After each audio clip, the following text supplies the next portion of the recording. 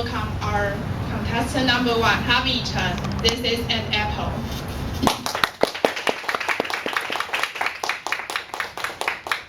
Sorry for waiting.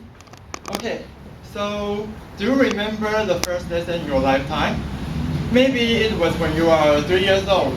You sitting on the ground of kindergarten with other children, and the teacher in the front raises a card and says, "Hello kids, listen to me. What is this? This is an apple." Good. Nobody answered to me. Okay, so years after year, you have grown up. You have known more, you have learned more. You have known more. You have learned English, science, history, and more. And even there are something you don't understand, you just have to find a computer and learn it. But have you ever think about how to make a computer to learn?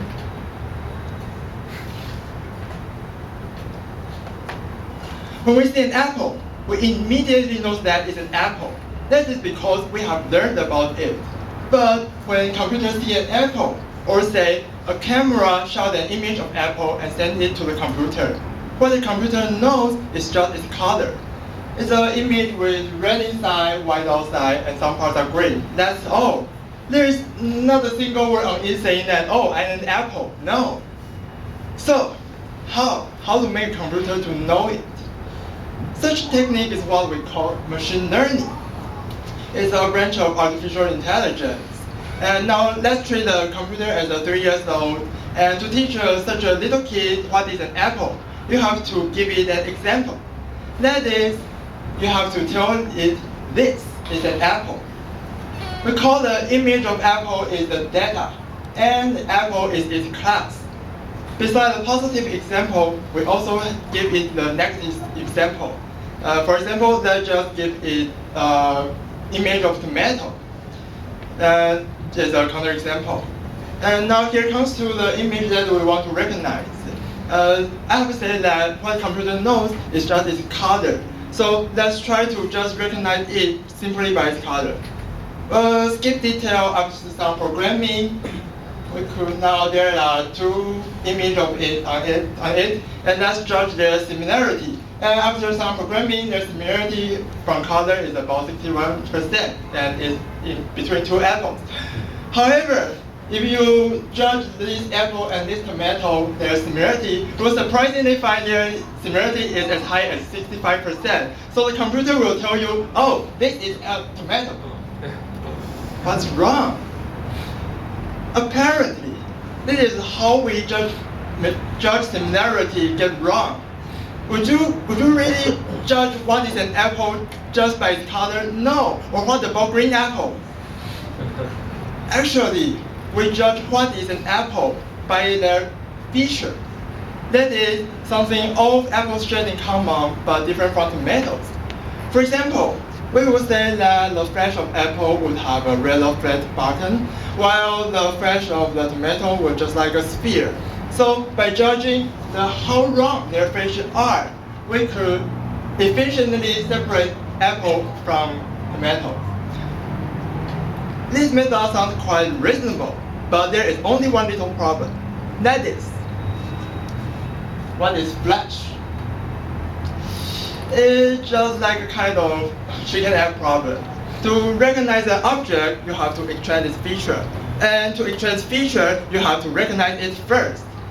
Fortunately, the feature is often more simpler than the object itself. So if you consequently extracting the feature will be finally as simple as it can even become mathematically definable. What does that mean? Next example.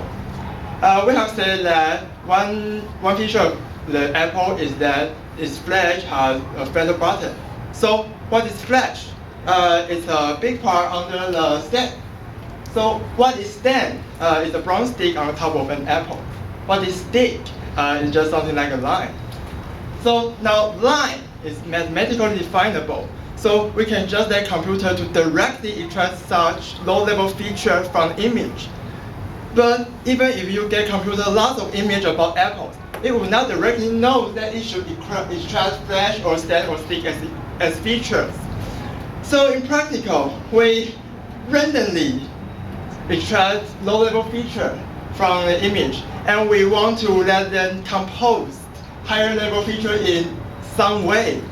It's too mathematical, so just have to know it's the way that compose higher-level image. And by there, we wish the highest level feature to finally compose the concept, apple.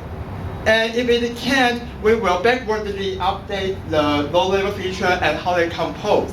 And we wish if we feed enough data and after numerous updates, we will finally make a highest level feature able to recognize what an apple is. I think you are all feel a little confused. What is that? What is this? It's messy. Is this structure really work? Yes, it is.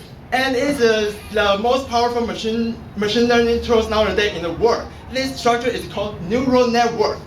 The neural network is nowadays the most powerful one, and in the worldwide competition about object recognition, it has training from 1 million image from 1,000 classes and has reached about 83% accuracy, and the second place only got 74%.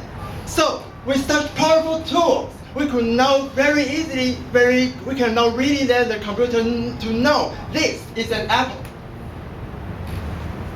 But how about this? Or even this apple. It turns out that even a single concept, apple, has variable meanings. And it's just not to mention how many objects and how many classes possible are there in the world. It's infinite. It's not just, it's infinite. It's just not 1,000 millions, it's infinite. So, as a part of machine learning engineer, we still have a long way to go. Maybe one day we will finally make a computer able to recognize what is an apple, make it able to learn.